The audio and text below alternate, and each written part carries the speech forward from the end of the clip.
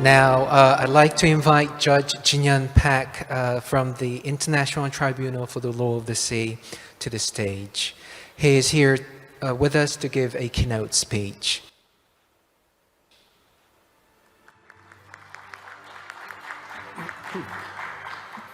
President Hoffman, President Lee Keung-kwan, Director General Lee Ja-hyung, distinguished colleagues.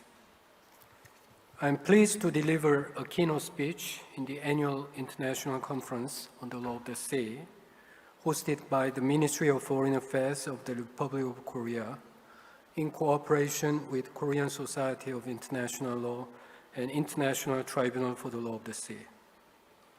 I want to thank the organizers for a kind invitation.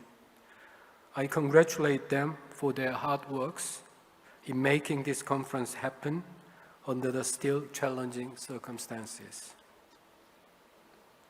I recall that last year I attended the 5th conference remotely through online connection, but this year I'm pleased to attend the conference in person together with some of my colleagues. This may be an indication that the world is making a progress, though slowly, in its fight against the pandemic. Now, with the new variant spreading, I don't know exactly where we are in this fight, whether in the beginning of its end or at the end of its beginning, to paraphrase Winston Churchill, but I just hope that despite the latest developments, we are not too far away from the end. Dear colleagues, the theme of the conference, Law of the Sea for the Next Generation, Challenge from New Technology and Environmental Crisis, gives us plenty of food for thought about one of the most important aspects of Law of the Sea, namely the interplay between law, science, and technology. The theme is also most timely in light of the fact that 26th UN Climate Change Conference of the Parties, COP26, has just ended, leaving us much to reflect on. Historically, science and technology have been among the major drivers of the Law of the Sea. It is therefore no surprise that the centerpiece of the modern Law of the Sea, the UN Convention on the Law of the Sea, relies heavily upon science and technology. Many of its provisions make references to scientific evidence, knowledge, information, or methods, and incorporate scientific and technological terms. Given such substantial influence of science and technology over the Convention, it is well expected that a dispute concerning the interpretation or application of the Convention would frequently involve the complex issues of science and technology. Indeed, on several occasions in both contentious and advisory proceedings before a court or tribunal under Article 287 of the Convention, various scientific and technical issues have been raised and contested. When complex scientific issues are at the heart of the dispute or constitute at least a part of the dispute, it would pose huge challenges to international courts or tribunals whose members are hardly equipped with necessary scientific knowledge or training to cope with them. You may recall in this regard that UNCLOS recognized the need to adequately address technical issues raised by many law of sea disputes and introduce special arbitration as one of the 4 means of dispute settlement. However, this option has never been utilized so far. Today, I want to address some of these challenges, especially the challenge of scientific fact-finding in the context of International Tribunal for the Law of the Sea. While such a challenge may face any international court or tribunal, it is particularly pressing for ICLS not only in light of the increasing incidence of disputes involving scientific and technical matters, but perhaps more importantly, due to its status as a specialized court with expertise for the law of the sea. If the tribunal is to be a judicial institution true to such status, it is crucial for the tribunal, among other things, to enhance its ability to handle and evaluate scientific evidence. Dear colleagues, a traditional approach of the tribunal to the fact-finding in dispute involving scientific and technical issues has been to rely on evidence presented by the parties, in particular by the parties' experts. The tribunal has usually accepted uncontested scientific evidence between the parties. In case scientific evidence presented by the parties contradicts each other, the tribunal has often, instead of tackling them, asked the parties to negotiate and reach an agreement on the disputed matter, or to cooperate with each other to determine appropriate measures to be taken. In other instances, the tribunal acknowledged that it could not conclusively assess the scientific evidence and prescribed precautionary measures in light of scientific uncertainty. The fact-finding based on the expert evidence adduced by the parties can be helpful if such evidence is adequately tested out through cross-examination and the questions from the bench. However, it has its own limitations. The opinions of experts called by the opposing parties are often narrowly focused and may by no means be neutral. More often than not, such opinions would diverge. It would be hard for the tribunal to decide on the more persuasive of the two competing scientific opinions.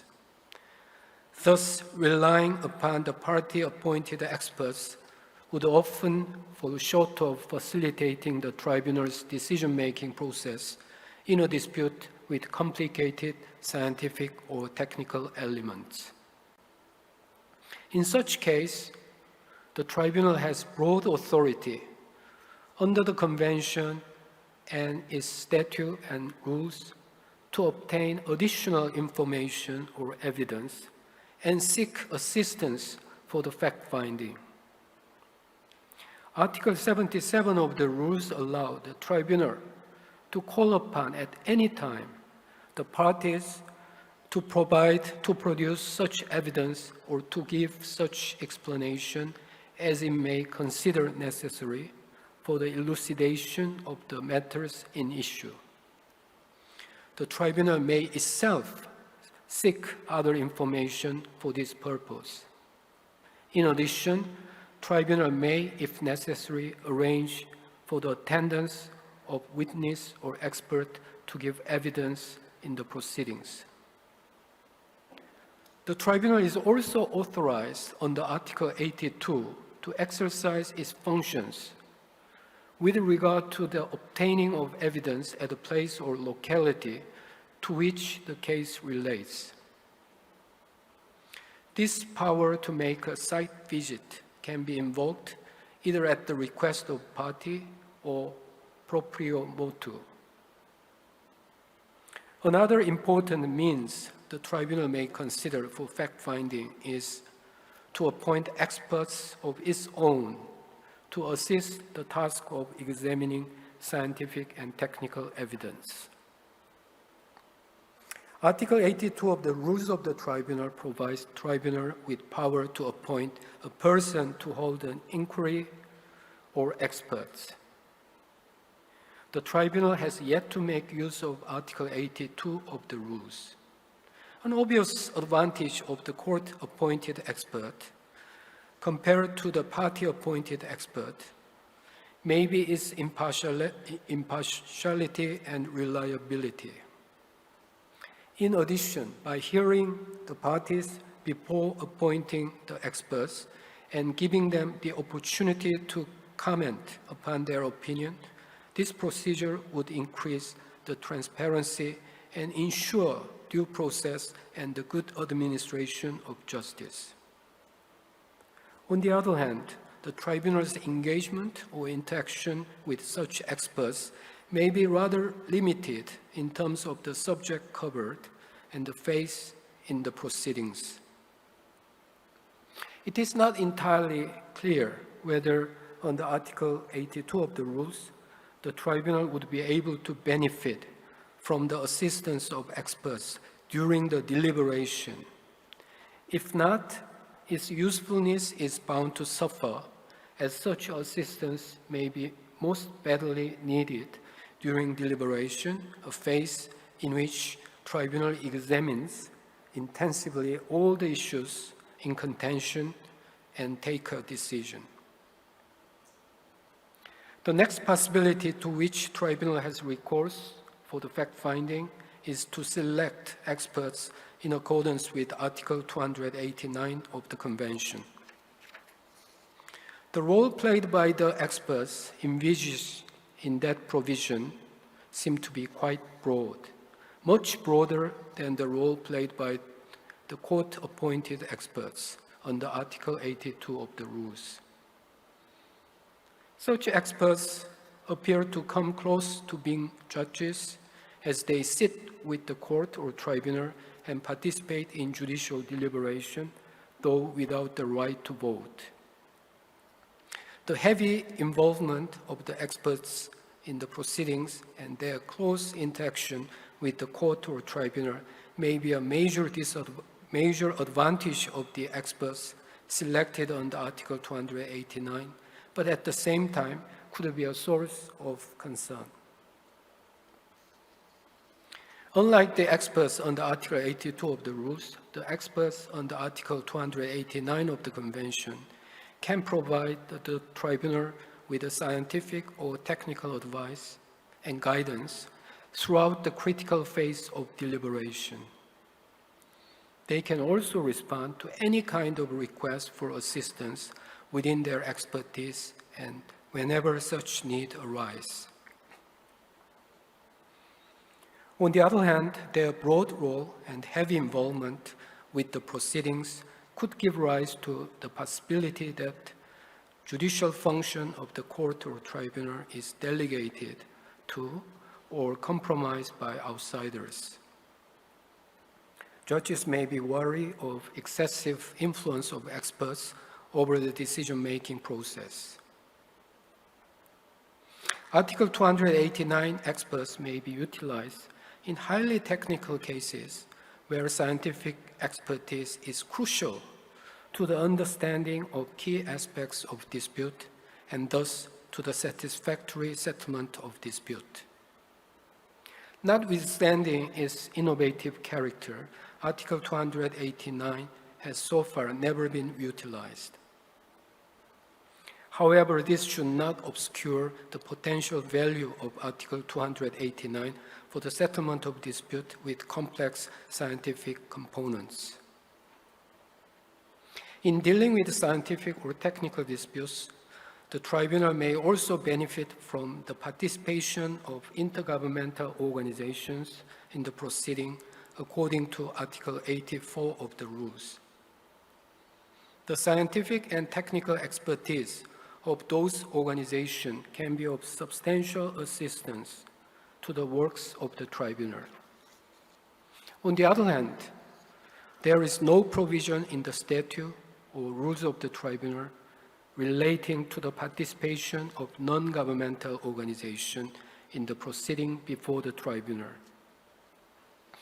While NGOs can also furnish information relevant to the scientific dispute before it, the tribunal has been rather cautious about the participation of the NGOs. In addition, tribunal's approach in the advisory proceeding differed from that in contentious proceeding, the tribunal's approach being more restrictive in the latter.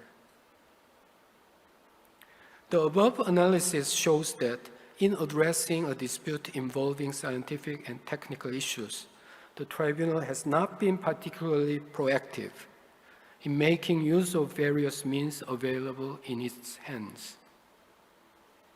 Rather, the Tribunal has stayed with traditional fact-finding methods and techniques.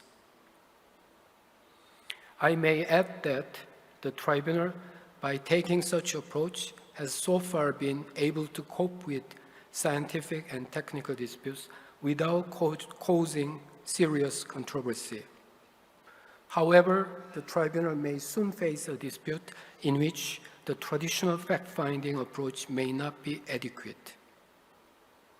In dealing with disputes involving scientific and technical matters, the Tribunal should be ready to go beyond its traditional method of fact-finding and make full use of various possibilities available to it under the Convention, its statute, and rules.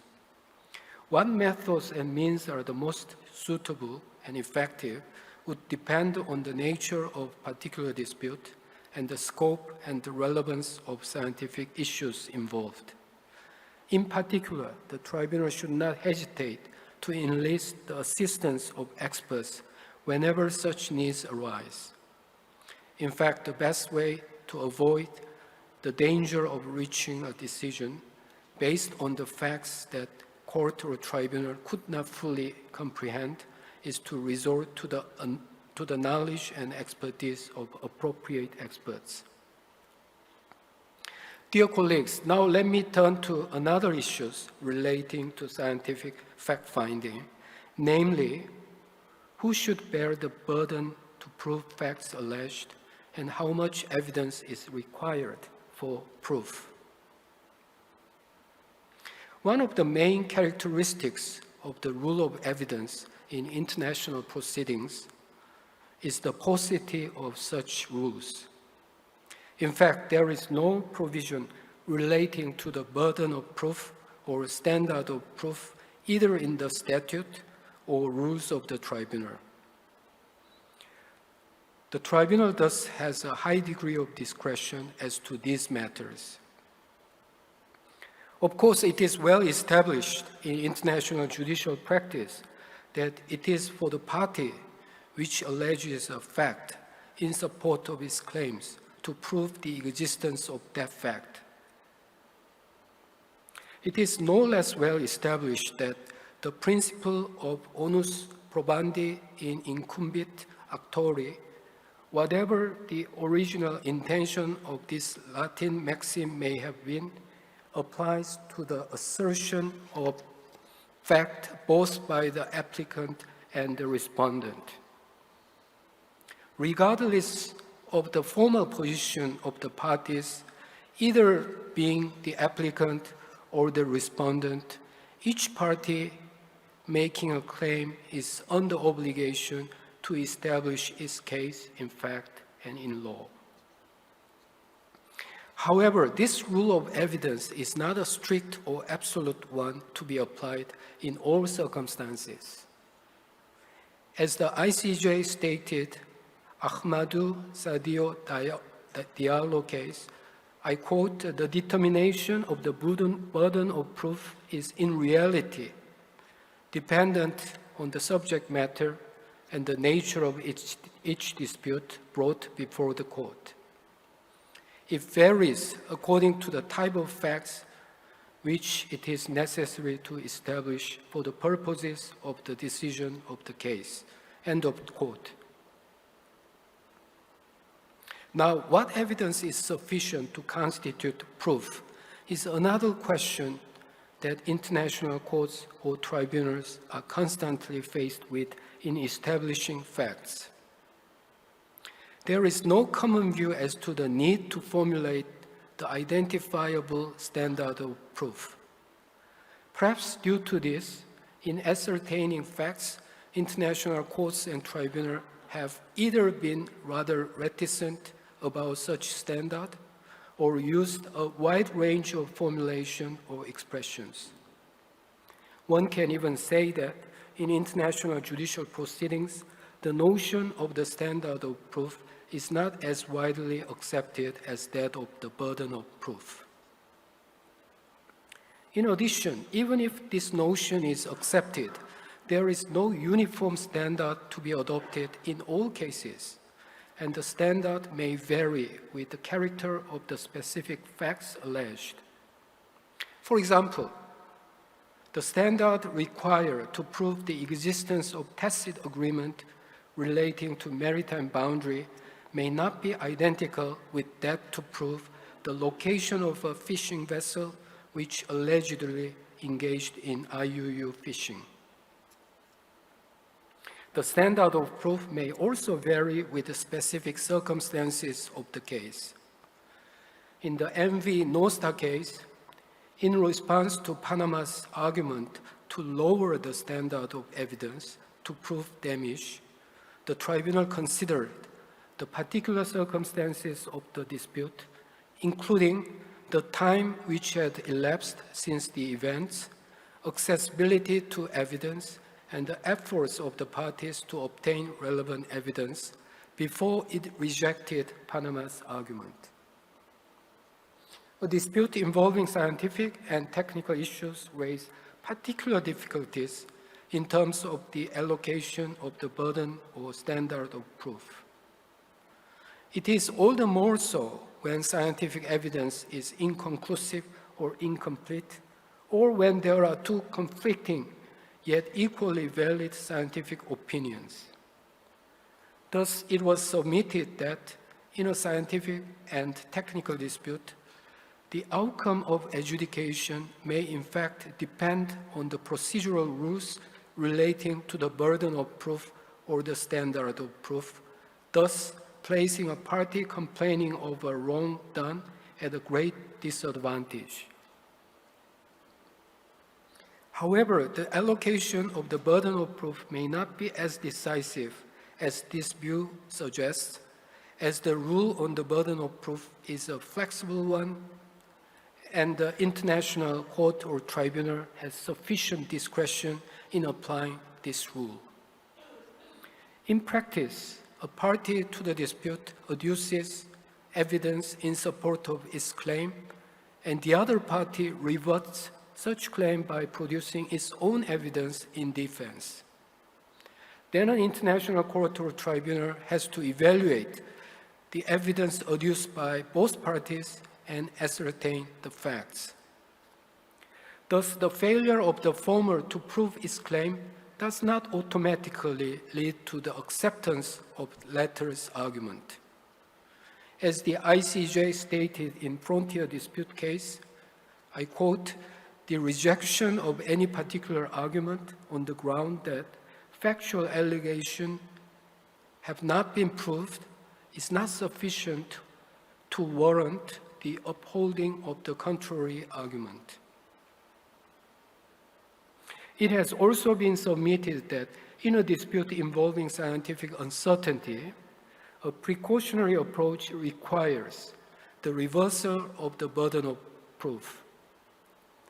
For example, in Mox Plant case, Ireland, which was the applicant, argued that precautionary principles places the burden on the United Kingdom to demonstrate that no harm would arise from discharge and other consequences of the operation of the Mox Plant. The tribunal did not explicitly address this point, but rejected the request of Ireland for the prescription of provisional measures. In Pulp Mill case, Argentina also put forward the argument to the same effect. However, the ICJ found that while a precautionary approach may be relevant in the interpretation and application of the provision of the 1975 statute, it does not follow that it operates as a reverser of the burden of proof.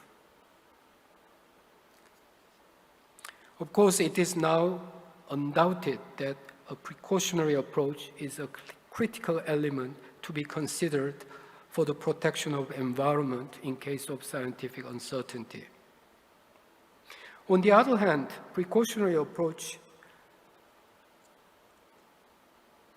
however, a precautionary approach is not a rule of evidence, and its application may not have a direct bearing on the operation of the rule relating to the burden of or standard of proof. On the other hand, a precautionary approach should direct not only the decision maker of state, but also an international court or tribunal to exercise prudence and caution in face of scientific uncertainty. While this would not necessarily lead to the reversal of the burden of proof or the lowering of the standard of proof, it may require an international court or tribunal in exercising its judicial discretion in relation to evidence to take scientific uncertainty and its consequences into account. In fact, this is the approach taken by the tribunal in southern bluefin tuna case. In that case, after examining the evidence adduced by both parties, tribunal found that there is scientific uncertainty. It then took the view that parties should, in the circumstances, act with prudence and caution. The tribunal went on to state, although tribunal cannot conclusively assess the scientific evidence presented by the parties, it finds that the measures should be taken as a matter of urgency to preserve the rights of the parties and to avert further deterioration of the southern bluefin tuna stocks. Dear colleagues, before closing, allow me to say a few words about climate change, perhaps the most serious environmental challenge of our time, in which science, technology, and law, as well as politics and economy, are closely interlinked. There has never been an environmental crisis of larger magnitude than climate change. The much anticipated Glasgow COP26 came to a close just 2 weeks ago. The assessment of the outcome of COP26 may be in the eyes of beholders.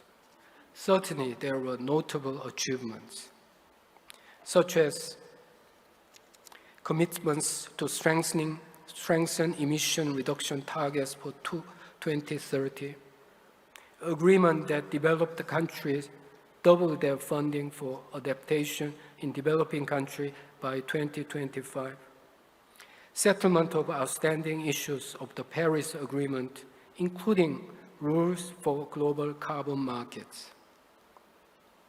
Perhaps the biggest achievement may be that 1.5 degrees Celsius goal is kept alive, at least for the time being. On the other hand, there were considerable disappointments as well. One of them is related to the lack of progress on the question of loss and damage. The crucial concern for those vulnerable countries which are already experiencing devastating effects of climate change. In the meantime, numerous climate change litigations have been brought before the national courts of various states. The international legal front is not quiet either.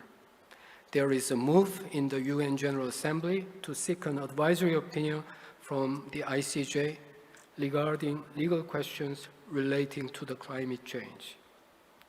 In parallel, Antigua and Barbuda and Tuvalu recently signed an agreement to establish the Commission of Small Island States on Climate Change and International Law, which entered into force just a month ago on 31st October this year. According to Article 2 of this agreement, the Commission shall be authorized to request advisory opinions from ICLS on any legal question within the scope of UNCLOS. Is UNCLOS relevant to climate change? Can ICLS play a role in the global community's response to climate change? Climate change undoubtedly affects the oceans and marine environment in numerous ways. The scientific evidence is by now clear that anthropogenic greenhouse gas emissions have caused climate change. It is scientifically no less evident that climate change had had huge impact on the ocean and marine environment, causing ocean acidification, depletion of fish stocks, coral bleaching, loss of marine biodiversity, and the melting of polar ices and sea level rises, just to name a few. Thus, climate change and its impacts are and should be the major concern of the law of the sea. Of course, there are no direct reference to the climate change in UNCLOS, as climate change was not widely known as international concern at the time the convention was negotiated. However, this does not mean that convention has little relevance to climate change.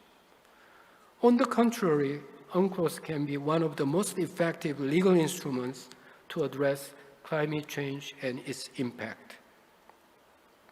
This may be so in terms of both the substantive and the procedural aspect relating to climate change-related legal actions. For the substantive aspect, as you may know, the Convention imposes states the obligation to protect and preserve marine environment and to take all measures necessary to prevent, reduce, and control pollution of the marine environment from any source. The Convention defines pollution of the marine environment and requires states to adopt laws and regulations to prevent, reduce, control pollution of the marine environment from land-based sources, the main sources of greenhouse gas emissions, taking into account internationally agreed rules, standards, and recommended practice and procedures. A similar provision exists with respect to the pollution of the marine environment from or through the atmosphere, another route of greenhouse gas emissions. Now, with Paris Agreement in force, one can argue that internationally agreed rules, standards, and recommended practice regarding greenhouse gas emissions are available. Without going further, I just wonder whether these provisions of the Convention, together with other relevant instruments such as the Paris Agreement, can provide a basis to determine the obligations and responsibilities of states with respect to greenhouse gas emissions under the Convention. For the procedural aspect, Part 15 of the Convention provides states parties with an elaborate system of dispute settlement, including compulsory procedure entailing binding decisions, subject to limitations and exceptions. On the other hand, neither UN Framework Convention on Climate Change nor the Paris Agreement offers a dispute settlement system of equivalent nature. Thus, the Convention can offer an effective means for a state which considers a possibility of legal action relating to climate change and its impact on the oceans. In addition, ICLS may give an advisory opinion on a legal question if an international agreement related to the purposes of the Convention specifically provides for the submission to the Tribunal of a request for such an opinion. In closing, the fight against the climate crisis requires the concerted efforts of the global community as a whole. All states, industries, and businesses, and even private citizens should bear their fair shares to reduce carbon footprints. Obviously, technology is one of the key factors determining the outcome of this fight. However, I believe that international law and adjudication also have a constructive role to play in this fight. Dear colleagues, I can assure you that Tribunal is ready to tackle any climate-related legal actions duly submitted to it in accordance with the Convention or any other agreements which confers jurisdiction on the Tribunal in both advisory and contentious proceedings. Through this, I hope the Tribunal can make its contribution to prevent environmental catastrophe knocking on the door of the next generation. This brings me to the end of my speech. I would like to thank the organizers again to give me an opportunity to share with you my thoughts on the challenge to the law of sea from new technology and environmental crisis. I look forward to productive discussion today and tomorrow. Thank you very much for your kind attention. Please give Judge Paik a big round of applause. Thank you.